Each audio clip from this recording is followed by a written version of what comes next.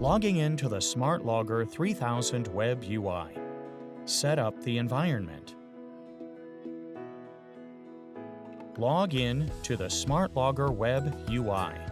Login method 1. Enter the name and password. The default login password is ChangeMe.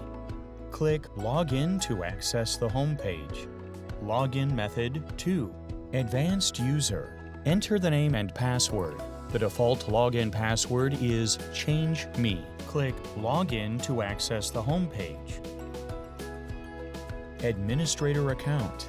Enter the username and password. Set the password upon first login, as no initial password is provided. Click Login to access the home page. Login method 3. Enter the username and password. Set the password upon first login, as no initial password is provided. Click Login to access the home page.